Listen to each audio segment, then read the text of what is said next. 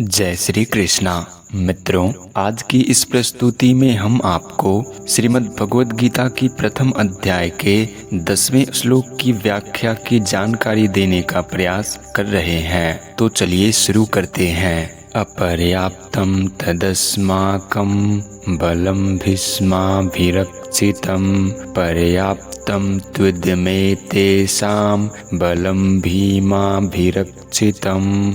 अर्थात दुर्योधन द्रोणाचार्य से कहते हैं, हमारी वह सेना पांडवों पर विजय करने में अपर्याप्त है, असमर्थ है, क्योंकि उसके संरक्षक उभय पक्षपाती भीष्म है। परंतु इन पांडवों की यह सेना हम पर विजय करने में पर्याप्त है, समर्थ है, क्योंकि इसके संरक्षक निज सेना पक्षपाती भीमसेन है। अपर्याप्तम तदस्माकं बलम भीष्माभिरक्षितम्।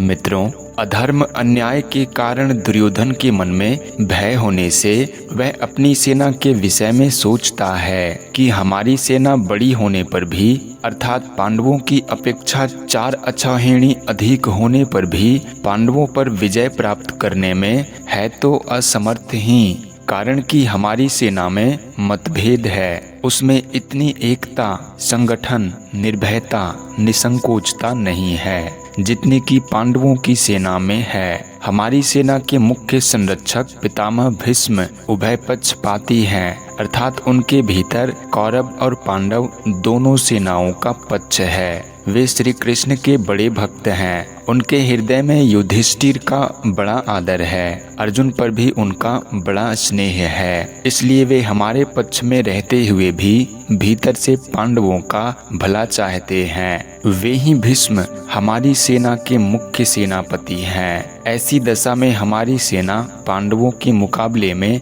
कैसे समर्थ हो सकती है? नहीं हो सकती। पर्याप्तम त्विदमे तेषां बलम भीमाभिरक्षितम्। मित्रों, दुर्योधन द्रोणाचार्य से कहते हैं, परंतु यह जो पांडवों की सेना है, यह हमारे पर विजय करने में समर्थ है, कारण कि इनकी सेना में मतभेद नहीं है, प्रत्युत सभी एक मत होकर संगठित हैं। इनकी सेना का संरक्षक बलवान भीमसेन है, जो कि बचपन से ही मेरे को हराता आया है। यह अकेला ही मेरे सहित 100 भाइयों को मारने की प्रतिज्ञा कर चुका है, अर्थात यह हमारा नाश करने पर तुला हुआ है। इसका शरीर वज्र के समान मजबूत है। इसको मैंने जहर पिलाया था तो भी यह मरा नहीं। ऐसा यह भीमसेन पांडवों की सेना का संरक्षक है। इसलिए यह सेना वास्तव में समर्थ है, पूर्ण है। मित्रों, यहाँ एक शंका हो सकती है कि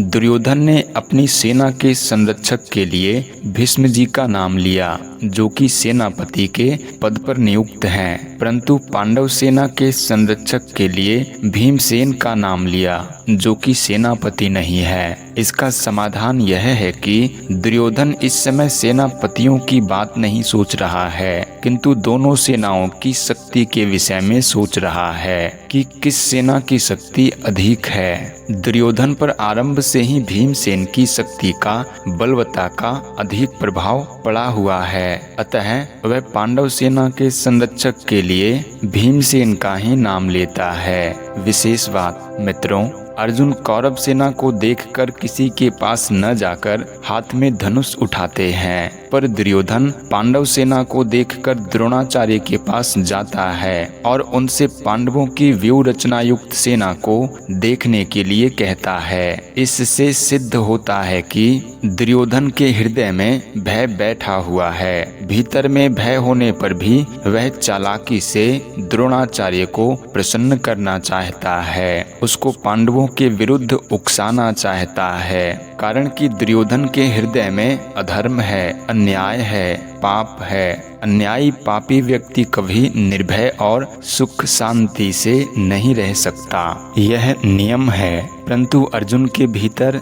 धर्म है, न्याय है, इसलिए अर्जुन के भीतर अपना स्वार्थ सिद्ध करने के लिए चालाकी नहीं है, भय नहीं है, किंतु उत्साह है, वीरता है। तभी तो वे वीरता में आकर सेना निरीक्षण करने के लिए भगवान को आज्ञा देते हैं कि हे अच्युत, दोनों सेनाओं के मध्य में मेरे रथ को खड़ा कर दीजिए। इसका तात्पर्य है कि जिसके भीतर नाशवान धन संपत्ति आदि का आश्रय है, आदर है, और जिसके भीतर अधर्म है, अन्याय है, दुर्भाव है, उसके भीतर वास्तविक बल नहीं होता। वह भीतर से खोखला होता है और वह कभी निर्भय नहीं होता। परंतु जिसके भीतर अपने धर्म का पालन है और भगवान का आश्रय है, वह कभी भयभीत नहीं होता। उसका बल सच्चा होता है। वह सदा निश्चिंत और निर्भय रहता है। अतः अपना कल्याण चाहने वाले साधकों को अधर्म,